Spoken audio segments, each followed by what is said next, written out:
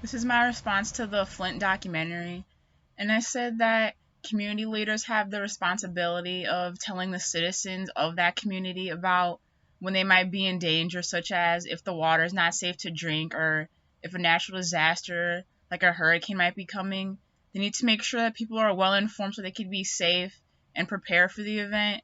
And since the community is putting their trust in that person, they need to be honest with them and be open about what's going on in the environment. And in this case, the water was not safe, so people should have been informed and then given alternatives for drinking water, such as passing out bottled water to people before things got to that point, and give those people advice on what to do in order to limit their exposure to that contaminated water.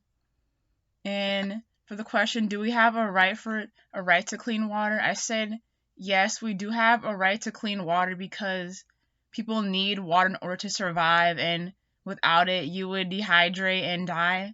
So people should have access to that. And this is especially true in an organized nation like the one that we live in, where you have to pay for water to get access. So if you have to pay a water bill, the water should be quality water you could actually use and drink. Otherwise, they're charging people for water that's just poisoning them anyway. And who should be held accountable for the water crisis? I said that city and state officials who told people that the water was safe and lied to them about the contamination should be held accountable. And state health officials should also be accountable because they said that they did not need the CDC to help them even after 47 cases of Legionnaire's disease was seen in the community. They just ignored that and said that they didn't need anyone to check up on that. And specifically, these people should be Nick Lyon, Eden Wells, the new Attorney General over there, and Governor Snyder. And these people should be held accountable because Nick Lyons and Eden Wells should be accountable because they would not let people investigate the water supply, and they didn't care if anyone died.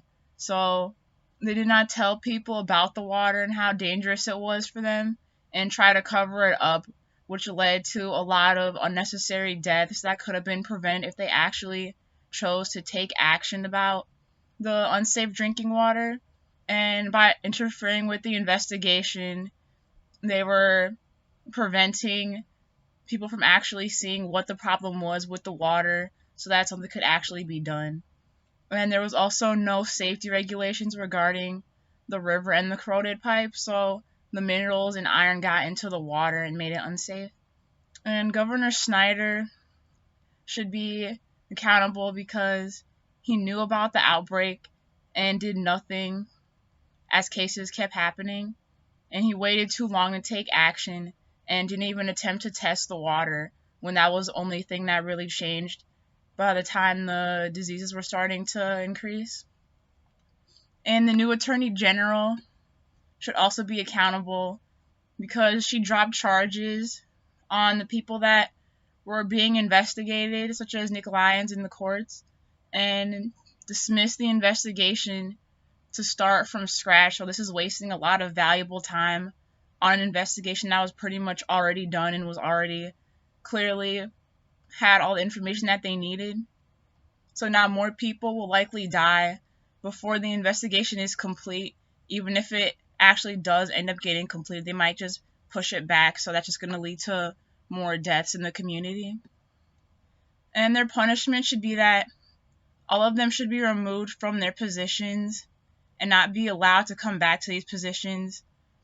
And they should also get jail time as well. And then also so they should have to pay medical bills and funeral bills of the families who have been impacted from the contaminated water.